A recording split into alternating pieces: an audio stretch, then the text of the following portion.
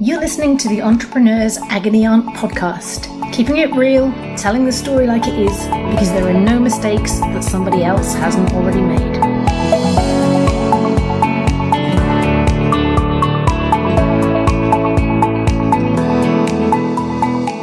Hello, I'm Vicky Brock, and you're listening to the Entrepreneur Agony Aunt podcast.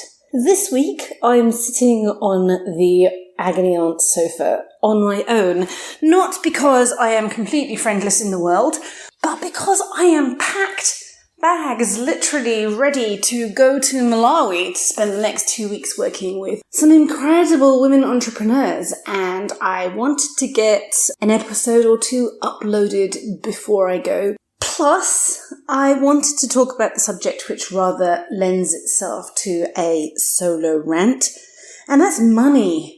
More specifically, personal money. The stuff that you pay yourself or don't pay yourself. The stuff that never seems to be left at the end of the month in the business or in your home life. And the stuff that really has an intensely negative and stressful effect on an entrepreneur, on a business person, on a founder, to the extent that I see wonderfully talented people giving up the ability to carry on with their businesses because they simply can't carry on earning nothing any longer. And I think that's a real terrible shame. So I was due to record an episode this week with an accountant. We've actually had to reschedule it. And I'm going to steal one of the questions from that episode because I think this person asking this question sums it up very nicely. They ask, at what point do I get to stop being a starving entrepreneur? I'm the founder of an angel-backed company which is growing but not at break even yet. The business seems to have got used to me being the one who takes a low salary, pays for everything we do as a team, and I'm always been the first to give up my salary when required and the last to get rewarded. I'm actually starting to struggle financially at a personal level, which adds to my stress. But even more galling, I have multiple team members and directors who are paid significantly more than me, and I'm starting to resent them. How do I go about bringing a bit more stability and fairness to my personal situation without my investors blocking it? Well, I mean, an incredibly tough question, one that I can absolutely relate to thoroughly, and I am sure many of the listeners and many of the founders and entrepreneurs that I work with can relate to as well. One of the things I see time and time again is the founders and the co-founding team of the startup working their backsides off for nothing for years. Personally, I go with the definition of entrepreneur as somebody that seizes opportunity and makes the most of it. And I see some of the most amazing, incredible, opportunistic entrepreneurs doing the most with the least amount. The people I'm going to work with in Malawi tomorrow are some amazing examples of that. I'm working with a woman who has introduced organic farming to her entire area. I'm working with a mad, crazy, cake-obsessed medical student whose cake business is now funding her through university. There's a person that has come up with a really market-appropriate sanitary product for the girls in the region. Very, very clever. And a product engineer that's come up with a backpack made of completely recycled plastic bags with a solar panel that lights up during the day and then heats and lights the house in the evening. Incredible. And all being done on nothing. So I'm not kind of trying to make in any way an excuse that if you don't have a lot of cash behind you, you can't be an entrepreneur. Very far from it. What I do feel very strongly is this whole myth of if you're not starving, if you're not financially putting others in your company ahead of yourself the entire time, you're somehow not a good leader. I think that is, forgive my expression, complete and utter bullshit. I think that is a myth that has been propagated by investors, propagated by advisors, propagated by the people that are happy to come into your business and earn 3 times as much as you do, but sure as hell don't like the idea of taking on any financial risk themselves. I think it's really, really, really wrong, and there is a hell of a lot of bad information as to what a founder or an entrepreneur should realistically expect to be paid or to take from their business. So with that rant underway, first and foremost, at what point do you, the founder, deserve, should, and actually have a responsibility to take a salary? When do you not take it? And what should that salary be pegged at? An accountant will help you with the basics, but my view is as soon as you can go 3 or 4 months paying yourself without then having to immediately stop again, do it. So if you've got a grant or investment coming in, do it. If you've got sufficient revenue, do it. Minimum wage is a start, but far better to factor in something approaching a market rate, even if you're paying yourself half the market rate or 2/3 of it. If you budget it in time for when you scale, is at least in there in your 5-year forecasts. Investors will absolutely tell you, and I get why, we're not investing just so that you and your team can pay yourselves a salary. So the key thing here is pay yourself before this becomes an issue. Nobody's going to take money away from you, but they're not going to invest simply that you can pay yourself what you haven't paid yourself for 2 years. Get your salary in while you still can have complete control over the decision, because once you've raised money from investors, you won't anymore. Obviously, if you've got no cash at all, or you're at the very beginning of your business and you're simply out there pitching a concept, you don't really have a business yet, so I don't see that it's appropriate that you even are paying yourself. I think about 10 months into my last startup, when we had just received our first grant of £100,000, having won a few prizes and things like that, I started to pay myself an annual salary of, I think, about £30,000. Now, some months I didn't actually draw that because there wasn't enough money in the bank to do it. But the important thing was, from an accounting perspective, from a tax perspective, that money was there. As I looked at the financial viability of my business and planned that forward, there was money being accounted for as I looked at what our costs were, as I looked at what our run rate was and the finances that we needed, which realistically represented a manager salary of sorts. Over the next 5 years of that company, that salary went up to 40, and then I think perhaps by the end, £45,000. By the end, like the person asking that question, I was probably not in the top 5 or 6 salaries being paid out in that business, and that was a terrible mistake. It was a mistake of my own making. I'm not that motivated by money. I believed that I was giving an important signal to the business and to the workforce of my company that we were all in the same boat. So there was virtually no difference between my salary. We were all within, I would say, a £5,000 to £8,000 variance.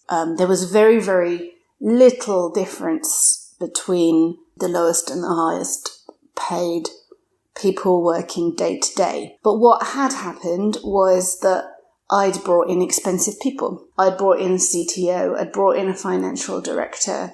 All of those people were earning more than me. And what I failed to understand was what a bad signal that gave off about my value to the company. I've talked in many ways in this podcast, veiled or otherwise, about how I ended up getting resigned and what a miserable experience that was. But leading up to that period, I remember being told in a very highly motivational way, on more than one occasion, when are we going to get a proper CEO?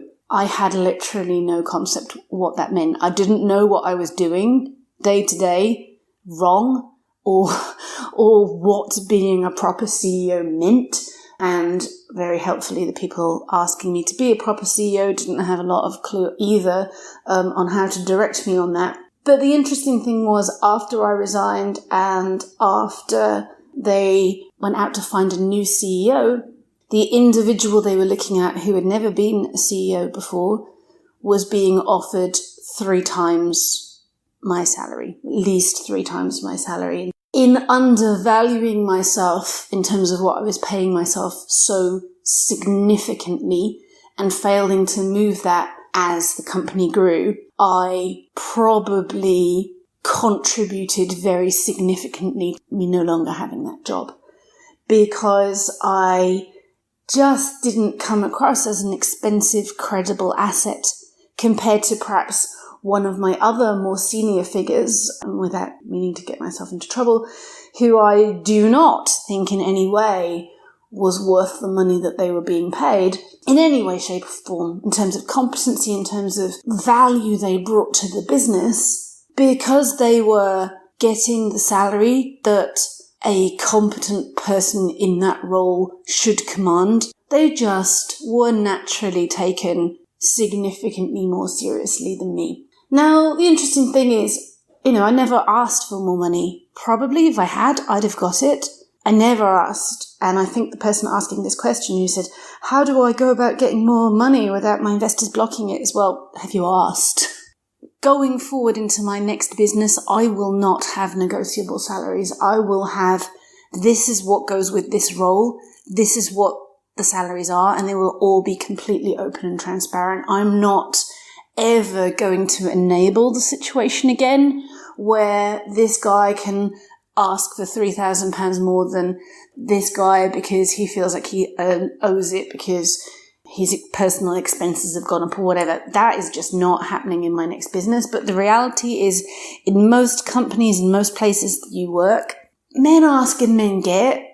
Women ask and it tends to get held against them. And I'm not saying that out of thin air. There's a hell of a lot of research that backs that up. But you still have to ask, especially as a founder and especially as an entrepreneur who's in difficult personal financial straits, because you're going to make poor decisions, very poor decisions, if you are under severe financial pressure yourself. And it's strange because as a business grows, in the first maybe year or two, the first period to which you hit traction and you get everything gets expensive, you can, if times are desperate, forego your own salary. And it is the difference between the business surviving and it not surviving. I've put payroll on my credit card before now, and it's been the difference between the company surviving and the company not surviving. But there comes a point, I think for me it was when our monthly costs hit about £10,000 a month. Boy, they got significantly higher than that. But I think once our monthly costs got to about £10,000, it wasn't within my personal ability to solve that problem anymore. That was higher than my credit card limit. I didn't have that kind of funds. If I had, I'd already ploughed them into the business. And I actually found that strangely liberating. It was this moment which is like, wow, I have to now trust the business. I have to trust the people around me. I have to not keep carrying this burden of the company's finances being solely on my shoulder anymore, because it's a burden too big to carry. And once you get to a point that, your monthly cash expenditure is 30, 40, 50,000 pounds plus, it really sort of does become the problem of something other than you. If you can't pay that, this is the point that you go into voluntary liquidation. This is the point that you go to the bank. This is the point that you go to your investors and ask for more money, all of which are horrible, horrible conversations to have, all of which I have had, but they're still strangely different and better than you sitting there going, do I plough my very last personal funds into this? Now, I had a call a few months back with a distressed entrepreneur who somebody had put in touch with me via the podcast, who was about to remortgage their house and essentially raise an informal crowdfund from friends to get their business out of a very difficult situation. And I strongly counselled that person not to do it. I strongly counselled, and I genuinely don't know what decision they made. I strongly counselled them to wind that company up before they took any more financial burden on their friends and on themselves. Because companies live, companies die. Good companies fail, bad companies succeed. Good founders have things that go wrong and their companies fail despite every effort.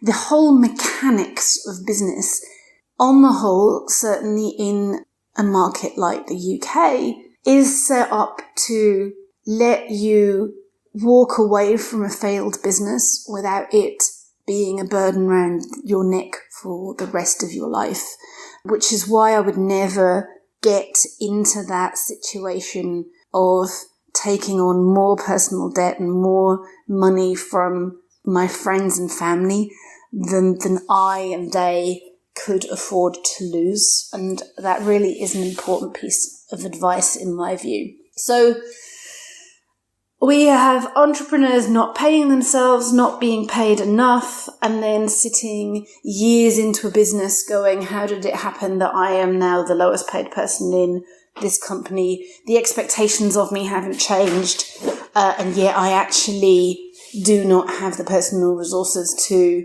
know if I can stay working in my own business. Or do I have to go and get a job? I'm sure a number of you listening to this will utterly relate to it, because I can tell you I've had enough coffee with people going through this exact thing to find it maddening and saddening and just an utterly frustrating waste of potential. If I could, do any one of those, what could I do to change the world to make it a better place? I would actually have founders with a valid business plan who are working in an incubator or an accelerator or other form of structured environment paid a basic salary for the first 18 months of their business by the state or by some other philanthropic mechanism, because they are creating so much value, they are creating so much jobs, they are creating our economic future. Why the hell should they do that for free? And why the hell should they spend all their time doing that for free so that when the business is finally de-risked, investors and people who've got money, who could afford to lose it, come in, take this nice de-risked business and actually are the ones that get all the return on investment from it? That just feels fundamentally wrong to me. And you would be amazed the number of founders, early employees in startups, entrepreneurs who basically go all the way through the startup process, build a successful business, either leave, get resigned, or actually take it all the way to a successful acquisition and still don't walk away with a penny. I was speaking to somebody a few weeks back who went through an acqui-hire where essentially their company was acquired for the team and for the IP assets that it had. They were locked in for 2 years, and she says that everybody always thinks that she made a lot of money off it. She made absolutely nothing. None of that team made a penny. They just got their salaries paid for the next 2 years because that's the position they were in. And you hear a lot about these great acquisitions and people going out with a bang, but the economic reality for a lot of the people in that, even some of the early stage angels, who've also taken on their fair share of the risk, walk away with absolutely nothing at the end of that because they get so diluted out or preferenced out. We've got the risk stacked against the founders in so many ways. The least you can do to owe it to yourself is pay yourself enough to survive, because you're no good to anybody if you're burned out and broke. The second part of this is that I really want to talk about is, okay, what happens though when it all goes wrong? How do you fund your startup through desperate times? And everything you read about fundraising, everything you read about financial planning assumes you have time. Like, it's literally, don't raise money when you need it. Start at least 6 to 9 months before you're going to run out of money. Speak to your accountant, 6 months before you've got problems. Do all of these things. And I get why. And believe me, yes, I've done it those ways. But the reality is, when you're really screwed, it comes up on you like a tidal wave at the last minute. And unfortunately, the last thing you have is a time machine where you can go back 6 months and start planning nicely for it. If you've got cash to give you 6 months to think about it, you're already in a position of luxury and choice, and you're already in a place where you can think about the logistics of getting money in appropriate ways, whether that's investment, whether that's crowdfunding, whether that's bank, whether that's by changing your pricing, whether that's by changing your payment terms to get cash in faster. What the reality that I have experienced is this gut-wrenching panic where what you have left is days or weeks of money, and there are no good choices. So Ben Horowitz writes about this in The Hard Things About Hard Things, which I absolutely love, and it's got a blog post on it called What's the Most Difficult CEO Skill? Managing Your Own Psychology. And it has this great quote, which is something along the lines of like, the job of a CEO is to spend their time choosing between horrible and cataclysmic choices. But the point he's making is that a lot of the time there are no good choices and you still have to do something. At the most stressful times, at the most desperate times, there are no good choices. There are no good choices that let you sleep well. There are no good choices where you get to save everybody's job. There may not even be good choices where you get to save your company. It's horrible. It feels like hell. But that is the reality of it. And however desperate it feels at the time, I can say this with the benefit of a year of relative calm since sort of parting the way with my last company, is however terrible it feels at the time, eventually it feels better. You move on eventually to the next one. But what are your choices when you're staring at the cliff? And I think that you have to be really, really brutally honest with yourself, with your team, but particularly with yourself. You have to ask yourself one question. Do I really have a business? Is pushing on really worth the cost? So what I mean by this is, look, if we can fix this, if we pay the price to get the money, whatever that is, whether that's giving up your own stake in the company, whether that's getting into debt, whether that's paying through the nose for short-term loans, or doubling down with investors who basically wipe out the first set of investors in the company, people that might be your friends. If you're going to do that, you need to know the business is worth saving. What I mean by is it worth saving? Do you really have a business? Do you have product market fit? Do the economics, the unit economics of the business make sense when this short-term financial problem goes away? Can you actually sell enough of what you need to sell for this business to be viable? Are there enough people in the world willing to buy it for this business to be viable? Are you really the people to deliver on this? Or, you know what, has some better qualified fast follower come behind you and is rightly going to take up the market? Which is hellish, which is really disappointing, but happens all the time. Only if you, in complete harsh, cold reality, can justify to yourself and to your most skeptical friend and relative that the unit economics of your business make fundamental sense, and if it survives, it will thrive. Only in those situations is it worth actually going into desperation funding mode.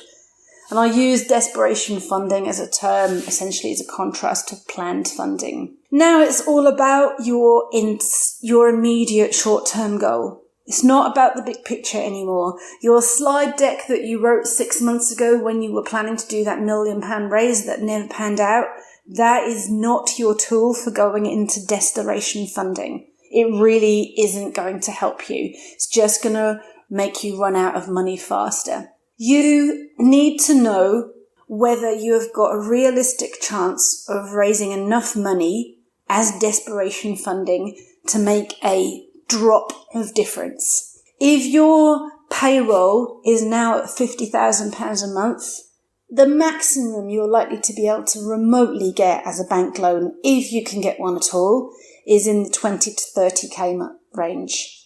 That isn't going to touch the sides. It's not going to let you survive even another month. I wouldn't take that bank loan unless I knew I'd got some other form of money coming in. So I once took a £25,000 loan in exactly that position, actually, about a 50k payroll, some invoices out, but, tens of thousands rather than hundreds of thousands. But the reason that I took that loan, even though it didn't really touch the sides, is it bought me about 6 weeks, and I knew that in that 6 weeks I had got another grant coming in. I'd got another £100,000 grant coming in, and I had got, I think, a 6-month invoice coming in for a client. So a £25,000 loan on its own didn't fix the problem, but in combination of being a short-term gap because other finance was coming in, it worked. Now, this is the point where bankers get angry with me and go, you should have tried invoice financing or factoring. Invoice financing, you'll hear this mentioned quite often.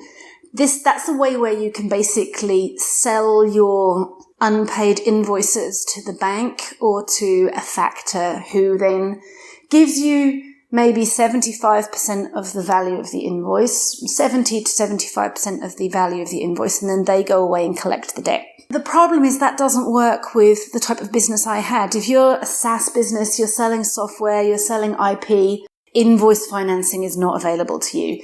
If you sell a physical product, if you sell kettles and you've got a contract for 1,000 kettles and the kettles are made, you're just waiting for somebody to pay, invoicing finance will work there because the bank know that the kettles exist and they know that the clients exist. There's very, very little risk, and you can always not deliver the kettles if you don't get paid. Whereas software, it just doesn't work like that. So invoice financing, often touted as the great savior when you've got grants or you've got invoices coming up, doesn't work for a lot of businesses. Just be wary of that. I was in desperation finance mode and I was calling around left, right and centre to try to get invoice financing, couldn't get it. I also tried, whilst I was in the mode of desperation funding, to get crowd-funded loans. I think in the UK there's Funding Circle and bits and pieces like that. Again, we weren't eligible because you needed to be a more established business that had been profitable for 2 to 3 years to get access to that. Then really, what's your options? Number one, and don't hit me for this, sell something, sell anything. This is where you have got to put all of your energy into getting cash in any way, shape or form as a desperate last resort. Brutal debt collection. If anybody owes you money, every single person in your company needs to be on the phone handing that money in. All cash in the bank now. Any generous, fuzzy stuff that was sitting around that you'd been letting pass, you have to call in all money that you can, and then you have to sell literally anything. I don't care, frankly, if it's the furniture on eBay or if you're loaning your developers out. When I first started my last business, my first 2 developers, I bought from a company that was in desperate funding situation. They couldn't afford to keep all of their staff on. They would have had to let them go. I couldn't afford to employ them full time. So basically we came into an agreement where I bought 2 days of a week of their development team's capacity, and it actually worked really well. And that was them looking around and going, what can we sell? Hell, we're not selling enough product. We can't sell the furniture yet. We'll sell our people. That might be an option. And it sounds strange. It is actually doable, and it's not unprecedented. This is where you make decisions that come back to bite you on the backside later. I made some decisions whereby we sold consultancy and we sold services that were outside of our core out of financial desperation. Strategically, it was a mistake because when that period of desperation was past, our product offering was muddied, our strategy was muddied. It was very, very difficult with people that I had around me as a board to go, we're not going to do that anymore, when actually it had made money. It had made us money that filled a desperation gap but wasn't the long-term strategy. And it had implications down the line, but it had let us survive another day. So debt, advances, can anybody that you know, any of your clients pay early, lend you money? Can you change your payment terms? I think the big one is then you come into the zone of asking for favors. So the first place to ask for favors in terms of, please can I have an emergency loan, a director's loan, emergency investment, is your existing board and your existing investors.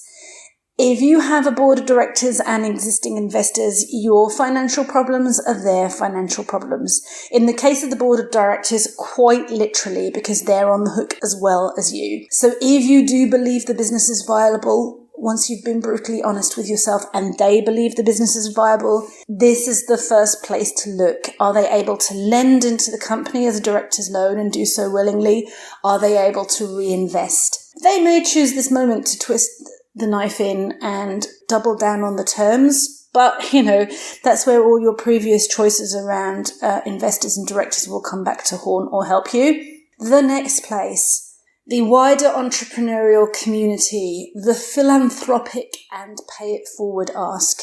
If there are people in your life who like you and believe in you, chances are there are people willing to help you survive this. As long as you ask them, that your ask is appropriate to the scale of their personal means and goodwill to actually be able to help you, and that you do absolutely everything within your power not to let them down, but to still ensure that they fully understand that there is a risk. As much as you need cash, what do you really need the cash for? Can you barter? Do you need equipment? Is there something that they can help you with in kind?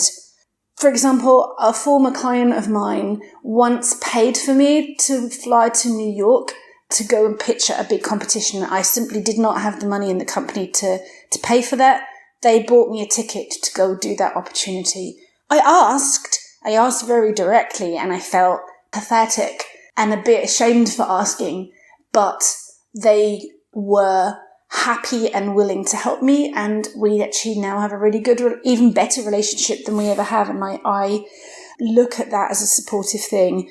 You randomly asking me for 10 grand via LinkedIn is not going to cut it, I'm afraid. Sorry to let you down, but making an important deal happen for somebody who I trust and that has consistently impressed me, taking some of the stuff over like I am to Malawi this week, absolutely, I can make that work. You do not have time to do formal fundraising. Don't plan a crowdfund. Don't try a grant application. Don't pin all your hopes on a pitch competition. Don't hire anybody, even a silver-tongued, hotshot salesperson with a legendary black book who says that they can solve all your problems in life. Don't go there, and don't spend the last of your cash on a lottery ticket or plan a robbery or do any other daft, illegal, harmful things.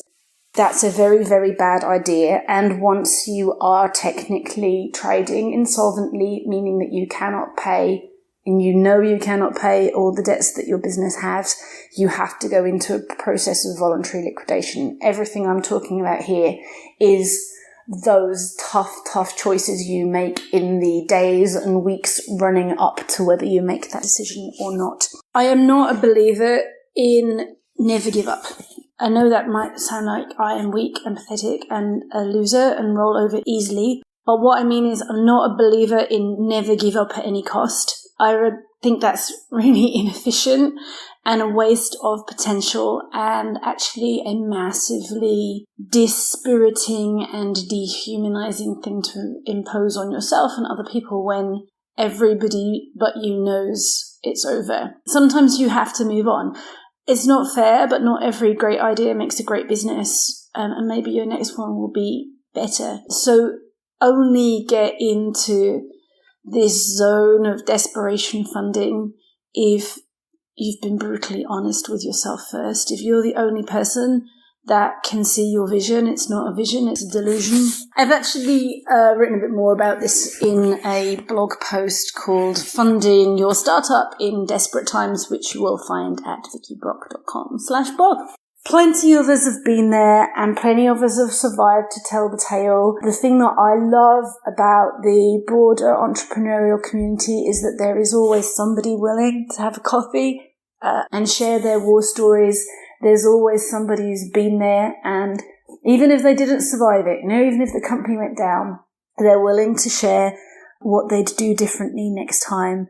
It doesn't necessarily mean you'll succeed, but hopefully it will give you the courage and energy and sheer stamina to live to fight it all again, and to make sure that next time you're in a position to draw an appropriate salary and surround yourself with appropriate people paid the appropriate amount. Rant over for this strange little monologue of an episode. As I say, I am off to Malawi very shortly. I'm going to record some episodes while I'm over there. As ever, you can subscribe, sign up, submit your question at vickybrock.com/podcast.